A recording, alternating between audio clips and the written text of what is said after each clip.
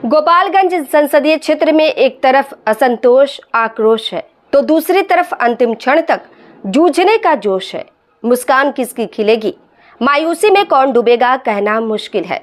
वैसे इस क्षेत्र में भी 2019 की तुलना में राजनीतिक एवं सामाजिक हालात में कोई ज्यादा बदलाव नहीं आया है। तब भी वर्तमान को इत्मीनान नहीं है तो दूसरे पक्ष को जातीय समीकरण आधारित अनिश्चितताओं व आशंकाओं ने घेर रखा है। नमस्कार, तापमान लाइव में आपका स्वागत है। मैं नुजहत जहां। तापमान लाइव की संवाद श्रृंखला महामुकाबला 2024 की इस कड़ी में बात अनुसूचित जाति के लिए सुरक्षित गोपालगंज संसदीय क्षेत्र के बदल रहे चुनावी परिदृश्य की। इस संसदीय क्षेत्र से बसपा के उम्मीदवार प्रायः हर चुनाव में भाग्य आजमाते हैं। आमतौर पर 25 से 35 हजार मतों में सिमट जाते हैं। कभी कभार कुछ अधिक मत भी प्राप्त हो जाते हैं। इस सीमित उपलब्धि की वजह से उसकी उम्मीदवारी को राजनीति कभी गंभीरता से नहीं लेती है। इस बार सुरेंद्र राम बसपा के उम्मीदवार हैं। उनका खुद का भी जनाधार है। लोगों की दिलचस्पी उनमें दिख रही है, पर सबकी नजर असदुद्दीन ओवैसी की पार्टी MIM की उम्मीदवारी पर जमी है। गोपालगंज विधानसभा क्षेत्र के 2022 के उपचुनाव में MIM ने जो गुल खिलाया था, वैसा ही कुछ संसदीय चुनाव में भी होने की बात की जा रही है। इससे महागठबंधन विशेषकर राजद की परेशानी बढ़ी हुई है। विधानसभा के उपचुनाव में MIM के उम्मीदवार अब्दुल सलाम उर्फ असलम मुखिया ने 12,214 मत झटक कर राजद की राह रोक दी थी। संसदीय चुनाव में MIM की उम्मीदवारी दीनानाथ मांझी को मिली है। गोपालगंज जिला चौकीदार दफादार संघ के अध्यक्ष दीनानाथ मांझी का भी अपना जनाधार है।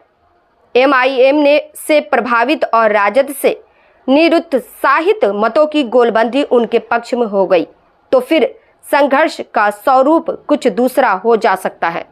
गोपालगंज संसदीय क्षेत्र में मुस्लिम मतों की बहुत बड़ी संख्या है। वैसे तो इसका कोई आधिकारिक आंकड़ा नहीं है। अनुमानित आंकड़ों में संख्या 3,42,218 रहने की बात कही जाती है। सामान्य समझ में महागठबंधन के VIP उम्मीदवार प्रेमनाथ चंचल उर्फ चंचल पासवान के लिए यह सबसे बड़ी पूंजी है। इसमें सेंध लग गई तो फिर क्या होगा, इसका सहज अनुमान लगाया जा सकता है। राजद समर्थक सामाजिक समूहों में यादव मतों की संख्या 2,78,384 है। इन मतों में एकजुटता स्पष्ट रूप से दिख रही है।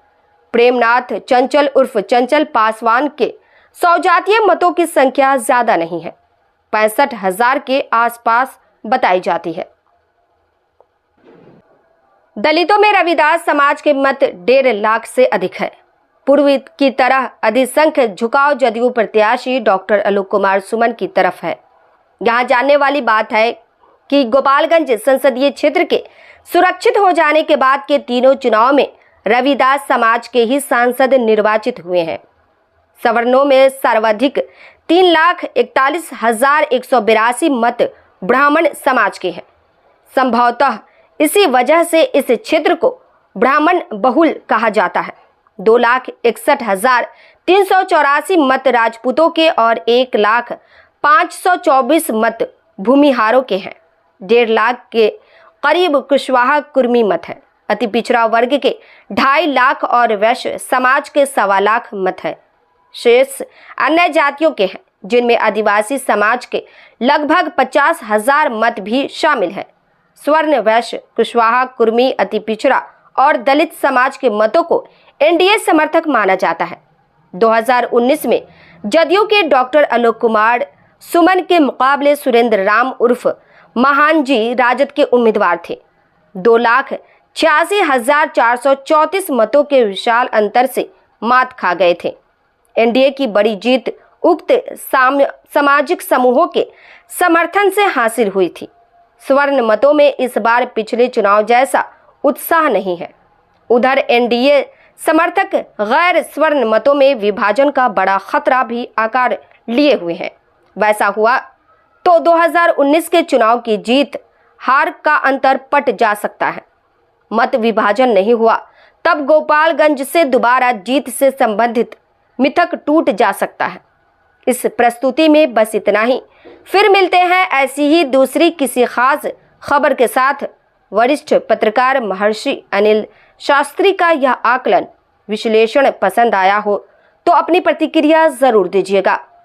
तापमान लाइव चैनल को देखिए, शेयर कीजिए, लाइक कीजिए और सब्सक्राइब अवश्य कीजिए। धन्यवाद।